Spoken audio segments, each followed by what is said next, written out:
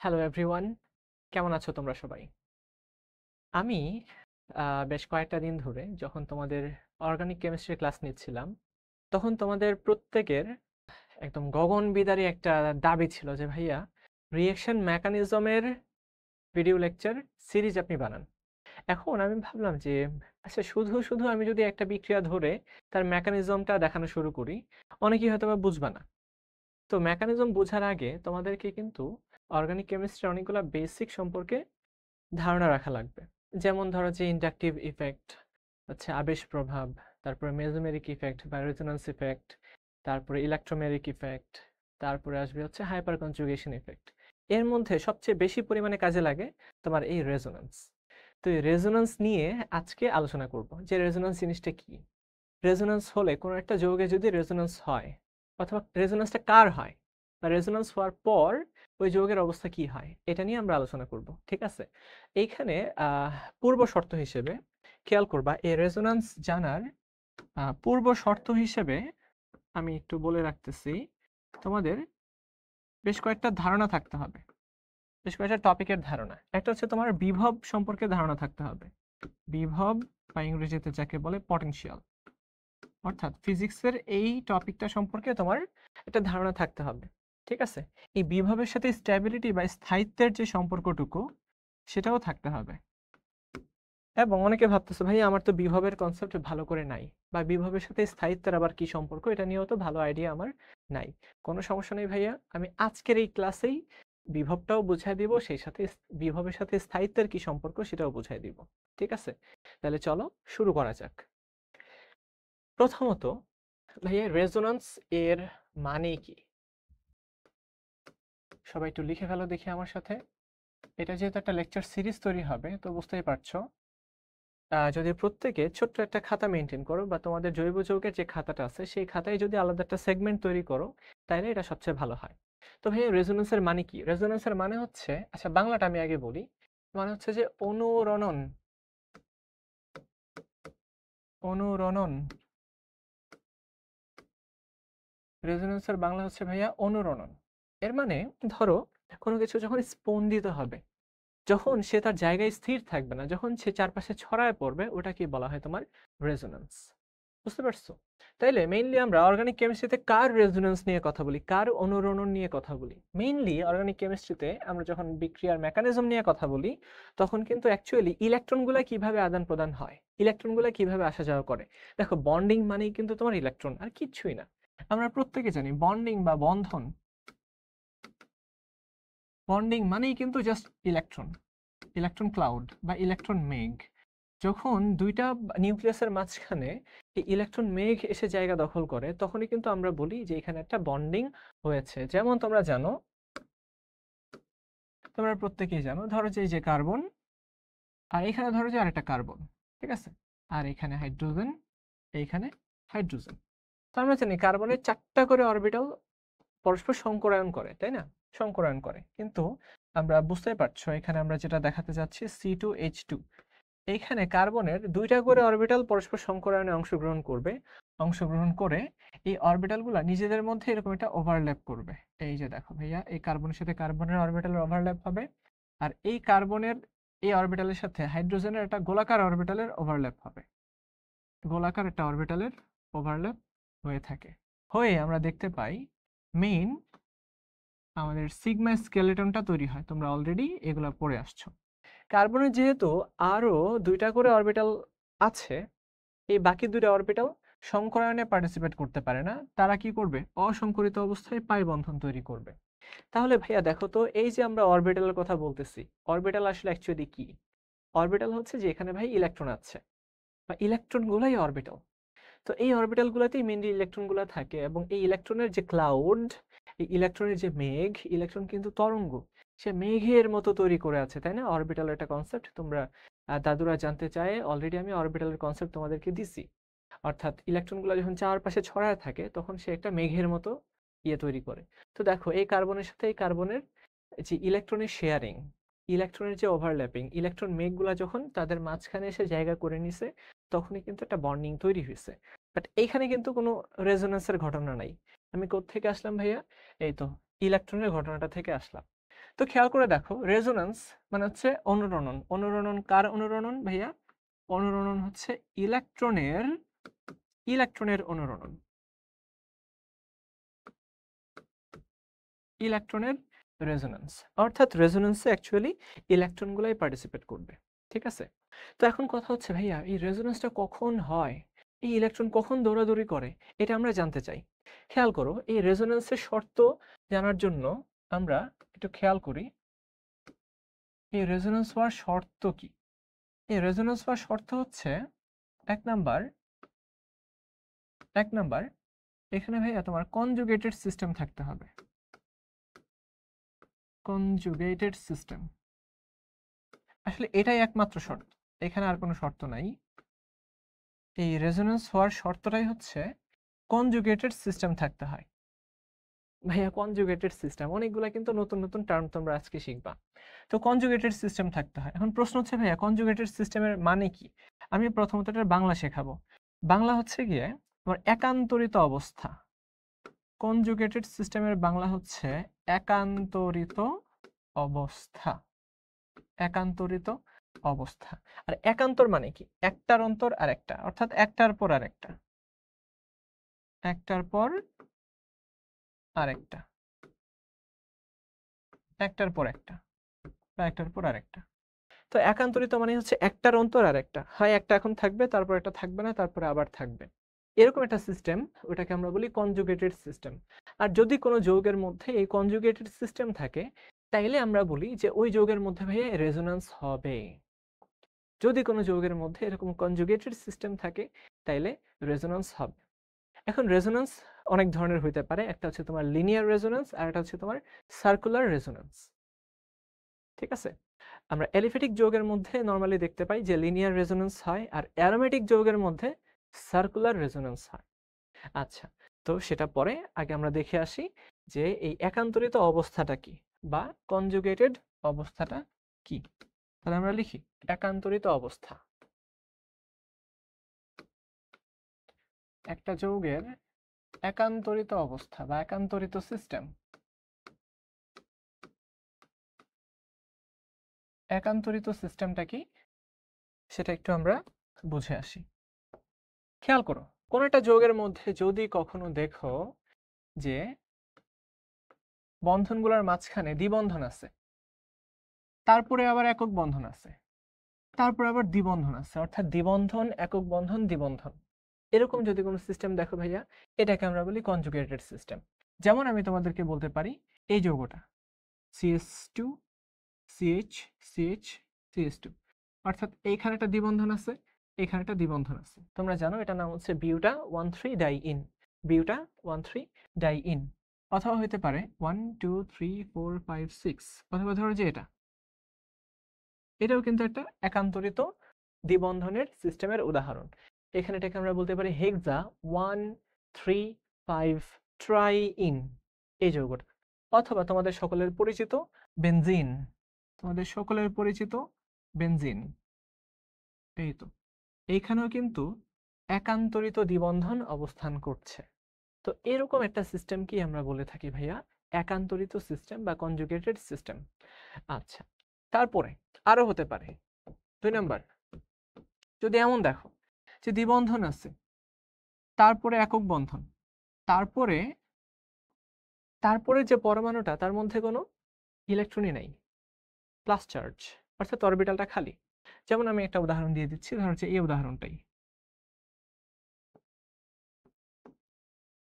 এটা এটা এটা কিন্তু একটা কনজুগেটেড সিস্টেম। ঠিক আছে? এই যে দেখো দ্বিবন্ধন একক বন্ধন প্লাস চার্জ, দ্বিবন্ধন একক বন্ধন প্লাস চার্জ। আচ্ছা, তারপরে আরেকটা উদাহরণ কি দিব? আচ্ছা, আরেকটা উদাহরণ আশা করি দেওয়া যায়। সেটা হচ্ছে তোমার এরকম, এই এই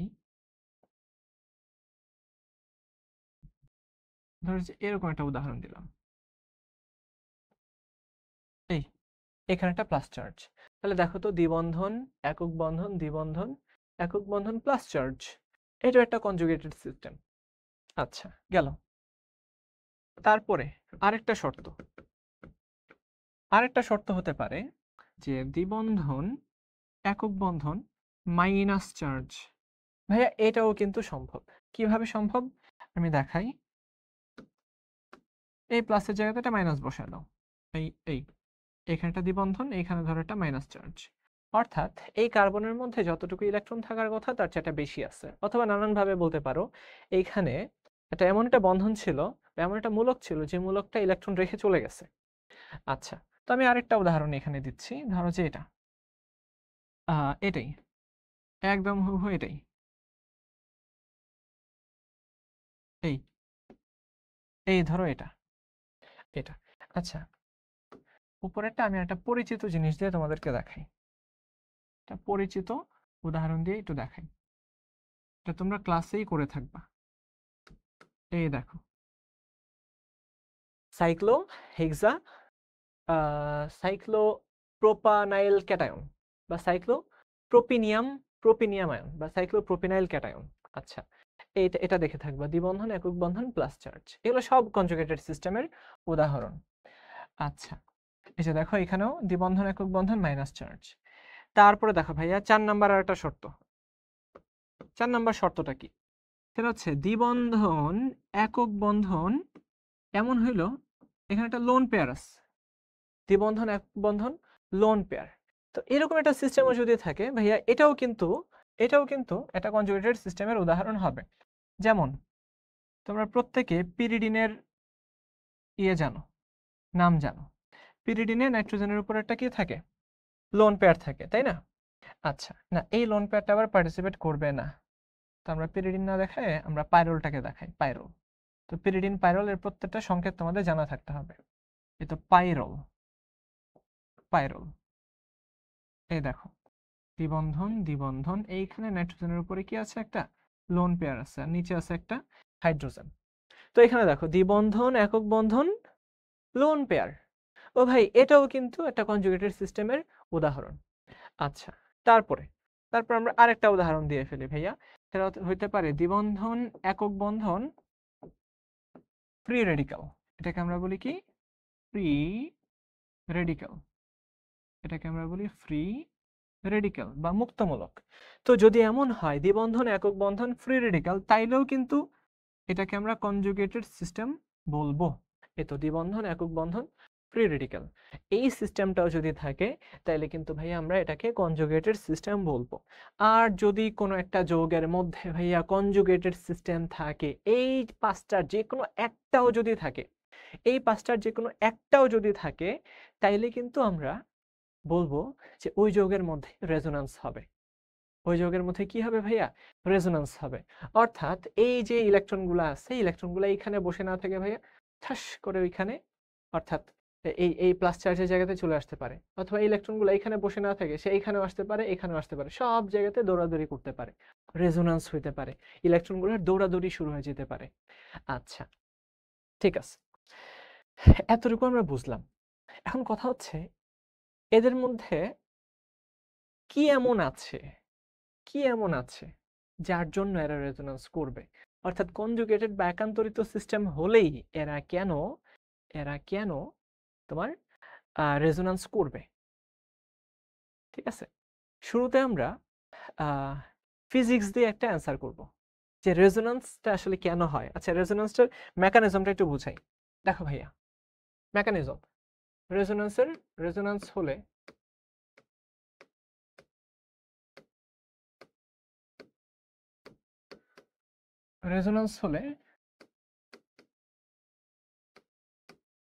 যৌগের কি কি পরিবর্তন হয়,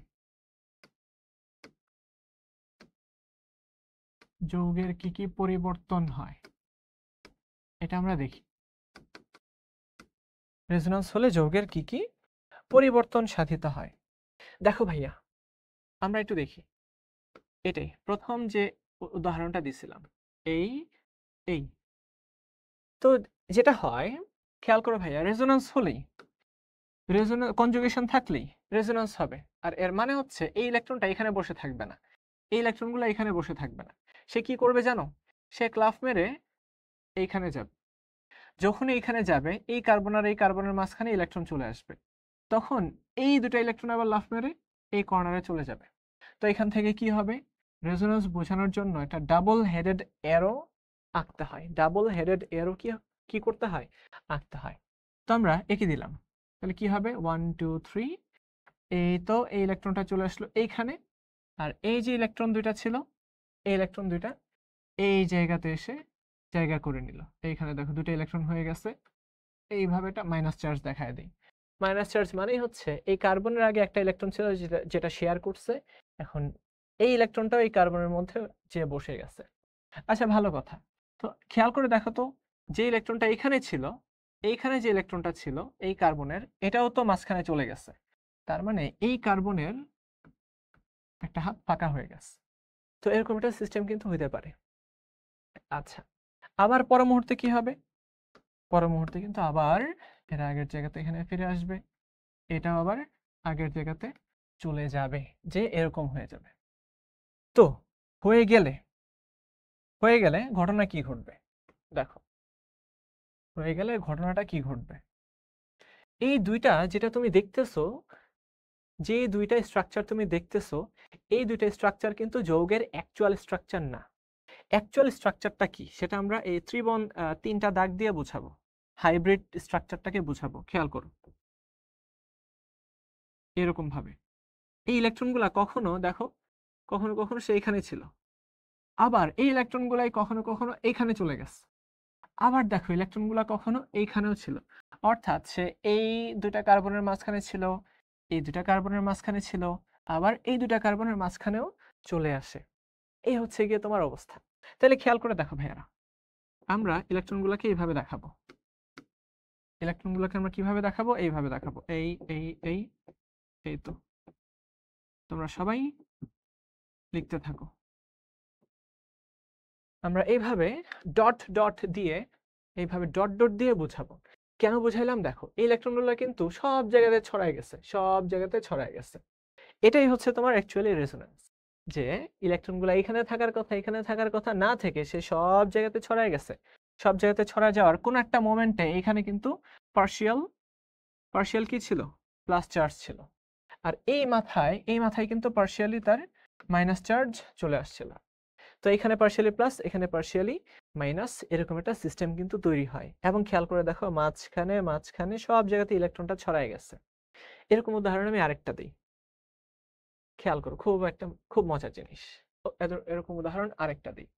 তোমরা প্রত্যেকে এই বেনজিনের দেওয়ার স্ট্রাকচারটা সম্পর্কে জানো। এটা হচ্ছে ভাইয়া বেনজিনের দেওয়ার স্ট্রাকচার বা দেওয়ারের গঠন। দেওয়ার নামে একজন সায়েন্টিস্ট সবার প্রথম বেনজিনের এই গঠনটাকে প্রপোজ করে, এই জন্য এটাকে আমরা বলি দেওয়ার স্ট্রাকচার। আচ্ছা, যেহেতু এখানে একটা কনজুগেটেড সিস্টেম আছে, দ্বিবন্ধন একক বন্ধন দ্বিবন্ধন, এইখানে যে ঘটনা ঘটে, এই ইলেকট্রনগুলো না মুভ করতে থাকে, সব সময় এটা মুভ করতে থাকে। এটা যখন এখানে আসবে এটা যাবে এইখানে, আবার এটা আসবে এইখানে। তো আসলে কি ঘটবে, আসলে যেটা হবে, এই তো মাঝখানে একটা ডাবল হেডেড অ্যারো দেওয়া হোক, আসলে যেটা হয় দেখো, বন্ধনটা এখানে ছিল, এই জায়গায় চলে আসছে, এই জায়গায় চলে আসছে, এই বন্ধনটা চলে আসছে এই জায়গায়, আর নিচের এটা চলে গেছে এই জায়গায়। অর্থাৎ এই দ্বিবন্ধনগুলো না সবসময় মুভ করতে থাকে। আবারও পর মুহূর্তে বলতে কি, এটা সবসময় এটা কন্টিনিউয়াস প্রসেস, এটা চলতেই থাকবে, এরকম ভাবে ঘুরতেই থাকবে। এবং ঘুরতে ঘুরতে ঘুরতে ঘুরতে ঘুরতে ঘুরতে কি হবে দেখো, আমরা দেখাই ঠিক এই স্ট্রাকচারটা, দেখাই, যেন ইলেকট্রনগুলা সব সময় সে ঘুরন্ত অবস্থায় আছে। এই তো ইলেকট্রন যেন সব সময় এই যে ঘুরন্ত অবস্থায় আছে। তোমরা এরকম ডট ডট দাও না, তোমরা অধিকাংশ সময় কি দাও জানো, তোমরা এরকম একটা গোল্লা দিয়ে দাও। এটা কিন্তু আসলে অ্যাকচুয়াল স্ট্রাকচার, এটাই কিন্তু আসলে অ্যাকচুয়াল বেনজিনের অ্যাকচুয়াল স্ট্রাকচার। আর এটা কি বলা হয় ভাইয়া, হাইব্রিড স্ট্রাকচার। এটাই আসলে হাইব্রিড স্ট্রাকচার, হাইব্রিড স্ট্রাকচার। আমরা যখন তোমার ইয়ের নিচে, এটাকে কি বলে, মাইক্রোস্কোপের নিচে বা সামহাউ এটাকে দেখার চেষ্টা করি, তখন কিন্তু আমরা এই স্ট্রাকচারটাতে আমরা আটকে যাই, আমরা কিন্তু এটাই দেখি। অর্থাৎ ইলেকট্রনগুলো যেন সব সময় সব জায়গাতে ছড়ায় গেছে, জাস্ট সে এই এক জায়গাতে আবদ্ধ নাই, সে এক জায়গাতে আবদ্ধ নাই, সে সবগুলো জায়গায় ছড়ায় গেছে। অর্থাৎ আমরা এই হাইব্রিড স্ট্রাকচারটাকে আমরা দেখতে পাই।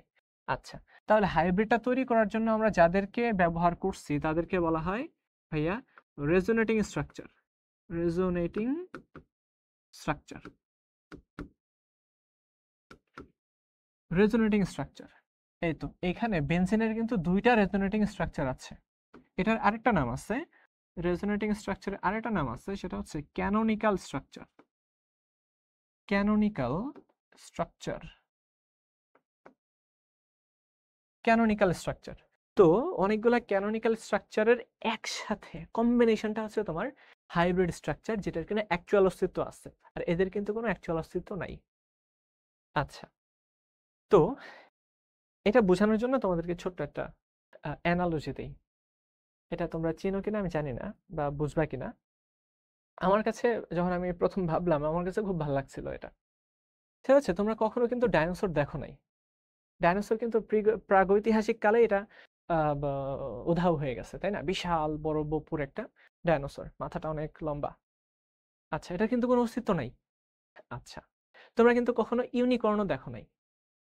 এটা কিন্তু একটা কাল্পনিক জগতের একটা ঘোড়ার সদৃশ বস্তু, প্রাণী, যেটার মাথায় একটা শিং আছে, তাই না, যেটা উঠতে পারে।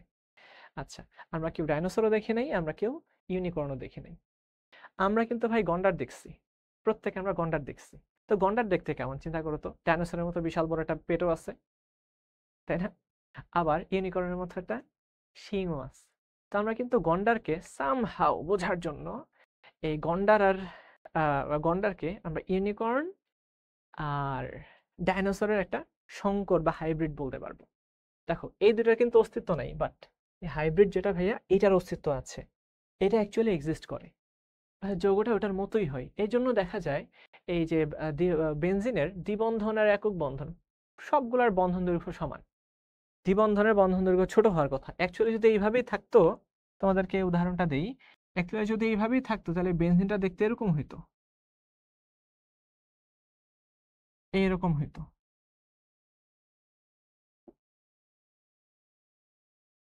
বা বড় ছোট, একটু বড়, আবার ছোট, আবার অনেক বড়।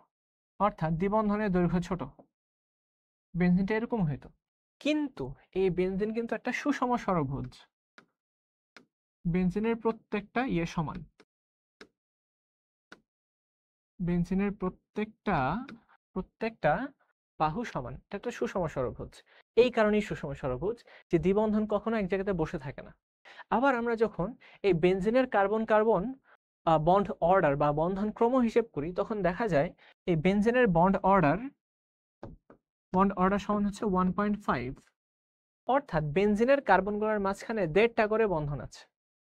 বুঝতেছো, এখানে 1.5টা করে বন্ধন থাকে।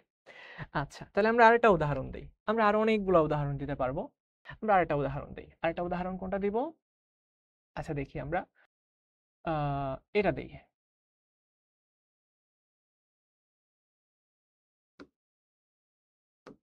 আমরা এটা দিই, তোমাদের পরিচিত এই উদাহরণটা দিই।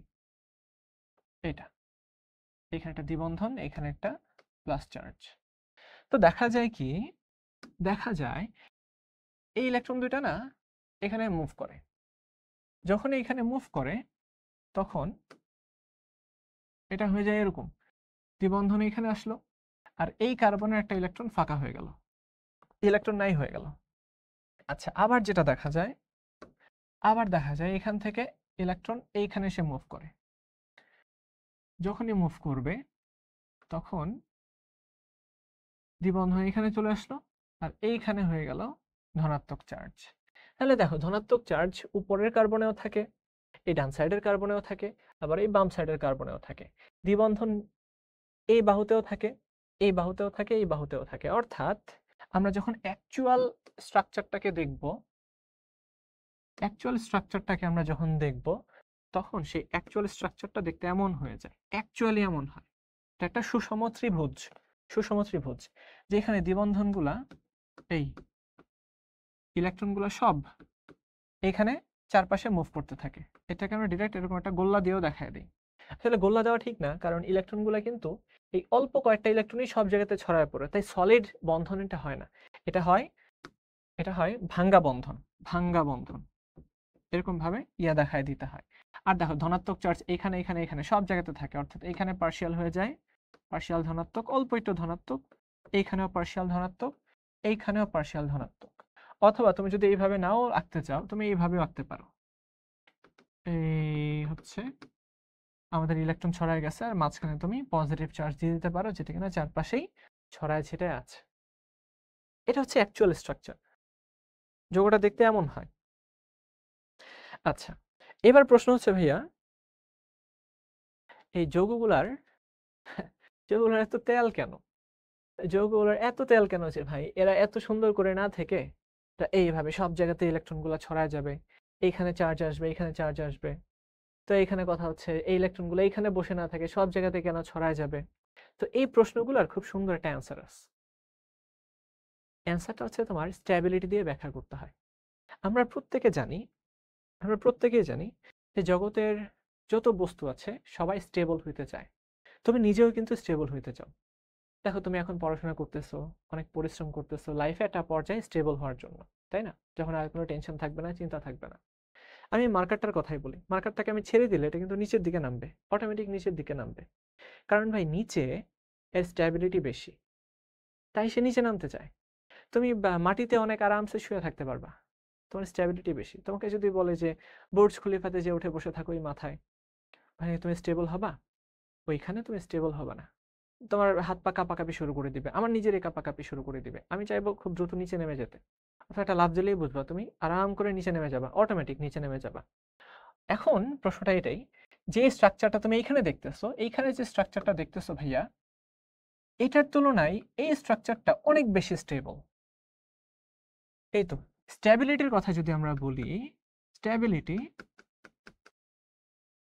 স্ট্যাবিলিটির বিচারে এই 2 নম্বরের স্ট্যাবিলিটি ভাই 1 নম্বরের চেয়ে অনেক বেশি, এবং স্ট্যাবিলিটি বেশি বলেই সেইখানে এরকম ভাবে আছে। সে তার এই চার্জ এইখানে বসে না থেকে সে চার্জগুলো সব জায়গাতে ছড়ায় দিছে, এই ইলেকট্রনগুলো এখানে না রেখে সব জায়গাতে ছড়ায় দিছে, অর্থাৎ চার্জটাকে সে ছড়ায় দিছে। বুঝতেছো? আচ্ছা, তো এখন আমরা এই ব্যাখ্যাটা করব যে কিভাবে ভাইয়া স্ট্যাবিলিটি বাড়ে। আমরা এই ব্যাখ্যাটাই করব। তোমরা সবাই সুন্দর করে খাতায় দেখো যে কিভাবে স্ট্যাবিলিটি বাড়ে, অর্থাৎ রেজোন্যান্স হলে কেন স্ট্যাবিলিটি বাড়ে, কিভাবে বাড়ে।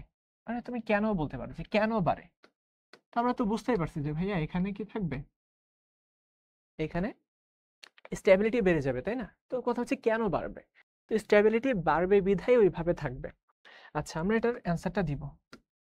তুমি নানান ভাবে এটাকে অ্যান্সারটা কোশ্চেনটা করতে পারো যে কেন বাড়বে, কিভাবে বাড়বে। এটাই, এই জন্যই আমরা এখন বিভবের টপিকটাকে আনবো। বিভব ইংরেজিতে যাকে আমরা বলি পটেনশিয়াল। এই বিভবের খুব সহজ একটা সূত্র দিয়ে আমরা এটাকে প্রুফ করব। দেখো পটেনশিয়াল সেটা হচ্ছে কি 9 × 10⁹ কিউ ডিভাইড বাই আর। অর্থাৎ তোমরা জানো যে কোনো একটা চার্জ তার চারপাশে একটা ক্ষেত্র তৈরি করবে। তো ক্ষেত্রের কোনো একটা দূরত্বে, ধরো যে এই পৃষ্ঠের উপরে আমরা বিভব বের করতে চাচ্ছি এই দূরত্বে, ঠিক আছে? অথবা আমরা এইভাবেও চিন্তা করতে পারি, যে ধরো এরকম একটা সুষম গোলক আছে, এই গোলকের পৃষ্ঠে কিছু চার্জ আছে, তাহলে এই পৃষ্ঠের উপরে বিভব কত হবে, বা এই কেন্দ্র থেকে আর দূরত্বে বিভব কত হবে? বিভব হবে ভাইয়া কে কিউ ডিভাইড বাই আর। এটা দিয়ে আমরা ব্যাখ্যাটা করব যে কেন বাড়ে স্ট্যাবিলিটি। তোমরা জানো আমরা এই মার্কারটাকে যখন ভূমিতে রাখি, ধরো যে একটা বস্তুকে আমি ভূমিতে রাখলাম, ভূমিতে বস্তুর বিভব সমান হচ্ছে mgh 0। তুমি এই বস্তুটাকেই একটা নির্দিষ্ট হাইটে নিয়ে যাও, নির্দিষ্ট উচ্চতায় নিয়ে যাও, h উচ্চতায় ধরো, সেইখানে তার বা পটেনশিয়াল হবে mgh। h এর একটা ভ্যালু আছে, তার মানে উপরে তার বিভব বেশি, নিচে তার বিভব কম। এই জন্যই তুমি যখন বস্তুটাকে আবার ছেড়ে দিবা ভাই, সে অটোমেটিক স্বতঃস্ফূর্তভাবে নিচের দিকে নেমে আসবে। এর কারণ যেখানে বিভব বেশি সেখানে সে থাকতে চাইবে না, যেখানে বিভব কম সে সেইখানে নেমে যেতে চাইবে। কেন নেমে যেতে চাইবে? কারণ নিচে নামলে তার স্ট্যাবিলিটি বেড়ে যাবে, শক্তি কমে যাবে। ভাইয়া যেখানে শক্তি কম, যেখানে বিভব কম, দেখো বিভব কম হলে আমরা এইভাবে বলবো যে বিভব ইজ প্রপোর্শনাল টু 1/স্ট্যাবিলিটি বা স্থায়িত্ব। যেখানে বিভব বেশি ভাইয়া সেখানে কিন্তু স্থায়িত্ব কম। ঠিক আছে? আচ্ছা, এখন কথা হচ্ছে ভাইয়া বিভবটা কার উপর ডিপেন্ড করতেছে? বিভবটা ডিপেন্ড করতেছে এই চার্জের উপরে। অর্থাৎ ভাই চার্জ যত বেশি হবে, বিভব তত বেশি হবে, স্থায়িত্ব তত কম হবে। দ্বিতীয় কথা খেয়াল করে দেখো, এই যে আর মানে হচ্ছে সে কত দূরত্বে আছে। তুমি এটাকে এইভাবেও চিন্তা করতে পারো, তুমি যদি উপরে নিচে 4π দিয়ে গুণ করে দাও, 4πr দিয়ে যদি গুণ করে দাও, এটা কিন্তু এরিয়াকে বোঝাবে। ঠিক আছে? তার মানে এই চার্জটা যতটুকু ক্ষেত্রফল জুড়ে ছড়িয়ে পড়ছে সেই ক্ষেত্রফলটার কথাও কিন্তু বলতে পারো। দেখো ভাইয়া ক্ষেত্রফল যত বাড়বে, দেখো আর এর মান যত বাড়বে ভি এর মান কিন্তু তত কমবে। অর্থাৎ এই চার্জটুকু যত বেশি জায়গা জুড়ে ছড়ায় যাবে বিভব কিন্তু তত কমে যাবে। খেয়াল করো, তুমি কি কাজ করলা? এই বস্তুর একটা সাইডে অনেক বেশি পরিমাণে চার্জ তুমি দিলা, চার্জ তুমি এখানে সাপ্লাই দিলা। এই বস্তু কিন্তু এইভাবে থাকবে না, এই চার্জটা এইভাবে থাকবে না, সে অটোমেটিক এই চার্জ চারপাশে ছড়ায় যাবে। এই চার্জ কি হবে? চারপাশে ছড়ায় যাবে। আমি ধরে নিচ্ছি যে এখানে অনেক চার্জ, অনেক চার্জ। তো এই চার্জ কি করবে? চারপাশে ছড়ায় যাবে। এর কারণ কি? ঠিক এতটুকু জায়গাতে পুঞ্জীভূত থাকলে তার যতটুকু স্ট্যাবিলিটি হওয়ার কথা, চার্জ যখন সব জায়গাতে ছড়ায় যাবে তার স্ট্যাবিলিটি বেড়ে যাবে। অর্থাৎ চার্জ ছড়ায় যাইতে চায়, চার্জ কি করে? স্প্রেড করতে চায়। বুঝা গেল কথাটা? আবার চিন্তা করো, তুমি যদি এটাকে এই ভূমির সাথে অ্যাটাচ করে দাও, তুমি যদি ভূমির সাথে অ্যাটাচ করে দাও, আমরা জানি ভূমিতে চার্জ থাকে না, ভূমির বিভব শূন্য। তুমি যদি এটাকে ভূমির সাথে অ্যাটাচ করে দাও এটা তার দিয়ে, তাহলে দেখবে যে সব চার্জ এখানে চলে আসতেছে, ভূমিতে চলে আসতেছে। কারণ ভাই ভূমির বিভব শূন্য, এই জায়গার বিভব শূন্য না, এর বিভবও শূন্য। তাই সে বিভব কমায় ভূমিতে চলে আসবে, অর্থাৎ চার্জটাকে সে কমায় ফেলতে চাইবে। সহজ কথা আমরা বুঝে গেলাম যে চার্জ যত কম হবে বিভব তত কম হবে, স্থায়িত্ব তত বেশি হবে। ক্ষেত্রফল যত বেশি হবে, এই চার্জ যত বেশি ক্ষেত্রফল জুড়ে ছড়িয়ে যাবে এর বিভব তত কমে যাবে, স্থায়িত্ব তত বেড়ে যাবে। তাহলে এইখানেই ঘটনাটা দেখো, এই চার্জটুকু যদি এইখানেই থাকতো তাইলে যতটুকু বিভব হইতো, এই চার্জ যদি সব জায়গাতে ছড়া যায়, যে দেখো এখানে এখানে এখানে, আমরা বলতে পারবো 3টা ডেল্টা প্লাস সমান হচ্ছে আমাদের টোটাল ওই প্লাস। তো দেখো এই প্লাস চার্জটুকু 3টা জায়গাতে ছড়ায় গেছে, ছড়ায় যাওয়ার কারণেই তার স্ট্যাবিলিটি, বিভব কমে গেছে, স্ট্যাবিলিটি বেড়ে গেছে। এই তো আমরা আবারও দেখাই দিই, V is proportional to 1/r। যত বেশি জায়গা জুড়ে ছড়াবে তার বিভব কমে যাবে, স্ট্যাবিলিটি বাড়বে। দ্বিতীয় কথা, এই যে ইলেকট্রনটার কথা দেখো, ইলেকট্রনটা, এই যে ইলেকট্রনটা, এই ইলেকট্রনগুলো এইখানে থাকলে যতটুকু স্ট্যাবিলিটি থাকার কথা, এই ইলেকট্রনগুলো যদি সব জায়গাতে ছড়ায় যায় তাহলে ভাই স্ট্যাবিলিটি অনেক বেড়ে যাবে। কখনোই কোনো চার্জ কোথাও স্থির থাকতে চায় না, তাই না? মানে কোথাও পুঞ্জীভূত থাকতে চায় না, জায়গা থাকলে সে ছড়ায় যেতে চায়। এখন কথা হচ্ছে জায়গা থাকলে, জায়গা কিভাবে থাকবে? ইলেকট্রন কি চাইলে যে কোনো জায়গায় যেতে পারবে? না ভাই, যাইতে পারবে না। তাহলে ইলেকট্রন কই যেতে পারবে? ভাইয়া ইলেকট্রন কই যেতে পারবে, এটার অ্যান্সারটা এখন দিতে হবে যে ইলেকট্রন কই যাবে, কই ইলেকট্রন যাবে, ইলেকট্রন কোথায় যাবে? হ্যাঁ, ইলেকট্রন যার জায়গায় হচ্ছে অরবিটাল, অরবিটাল। ইলেকট্রন কোথায় যায়? ইলেকট্রন অরবিটালে যায়। অর্থাৎ অর্থাৎ পুরো যৌগটার মধ্যেই কিছু না কিছু অরবিটাল ফাঁকা থাকতে হবে বা ইলেকট্রন যাওয়ার মতো জায়গা থাকতে হবে।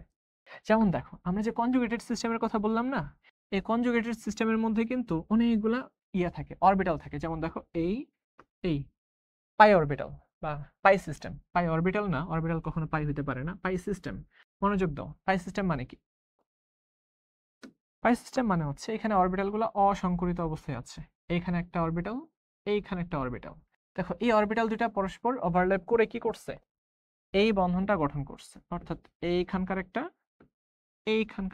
একটা অরবিটাল। আবার দেখো এইখানে এবং এইখানেও কিন্তু অরবিটাল ছিল, এই অরবিটাল, এই অরবিটাল, আর প্রত্যেকটা অরবিটালে একটা করে ইলেকট্রন ছিল, এই যে একটা করে ইলেকট্রন ছিল, একটা একটা।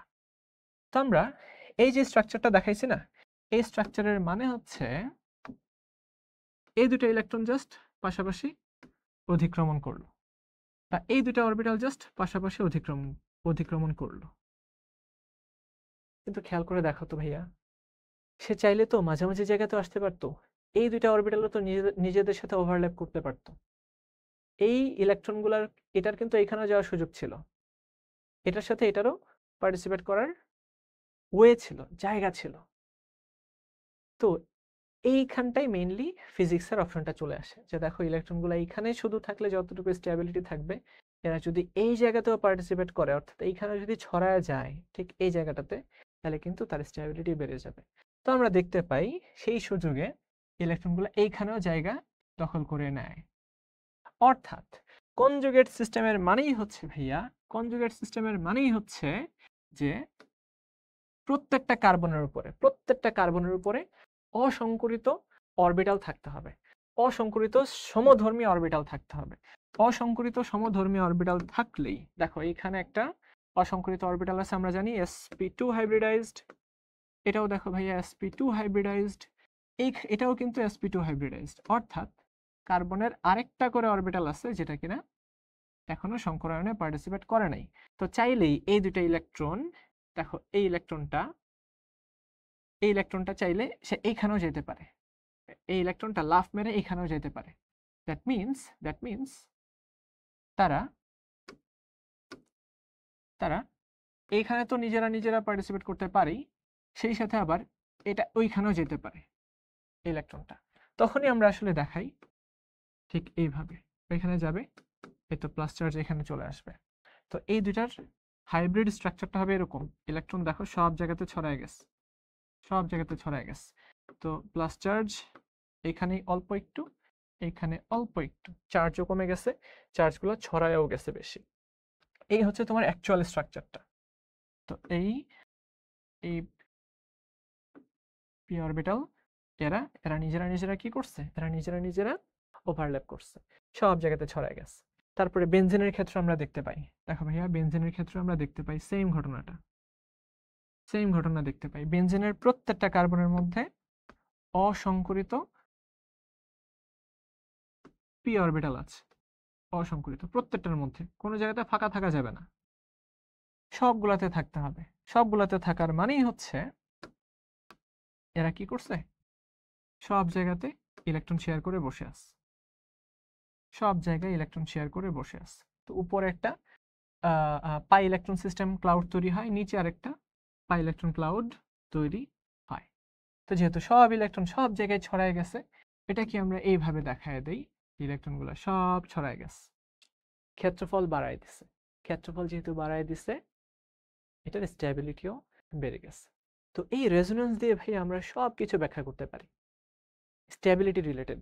যদি এরকম কনজুগেটেড সিস্টেম থাকে, তাইলে আমরা তার স্টেবিলিটিটা ব্যাখ্যা করতে পারি।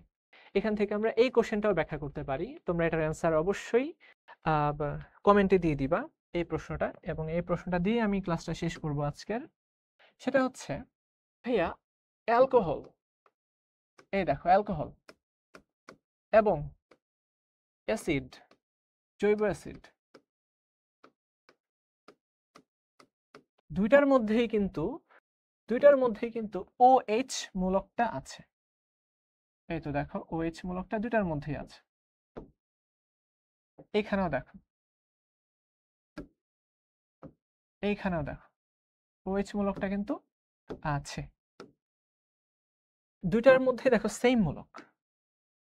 এই তো এটা এইখানে দেখাইতে হবে, এইখানে দুইটার মধ্যেই সেম মূলক হওয়া সত্ত্বেও অ্যালকোহল কম অম্লধর্মী, অর্থাৎ অ্যালকোহল তার H+ ত্যাগ করতে চায় না, কিন্তু অ্যাসিড বেশি অম্লধর্মী। এই দুইটার মধ্যে কি অ্যাসিড বেশি অম্লধর্মী? তো অ্যাসিড কেন H+ দান করতে চায়? সেম প্রশ্ন আমি করতে পারি ফেনলের বেলায়। ফেনলের বেলায় আমি সেম প্রশ্নটাই করতে পারি। এই তো, ফেনলও কিন্তু অনেক বেশি অম্লধর্মী। ফেনলটাও কি ভাইয়া অনেক বেশি অম্লধর্মী। তো ফেনলও কেন অম্লধর্মী হয়? অম্লধর্মী অ্যাসিডের চেয়ে বেশি না, অ্যাসিডের চেয়ে একটু কমই। তো কথা হচ্ছে অ্যালকোহল অম্লধর্মী না হলেও এরা কেন অম্লধর্মী? ভাই এটা কিন্তু আমরা রেজোন্যান্স দিয়ে ব্যাখ্যা করতে পারি।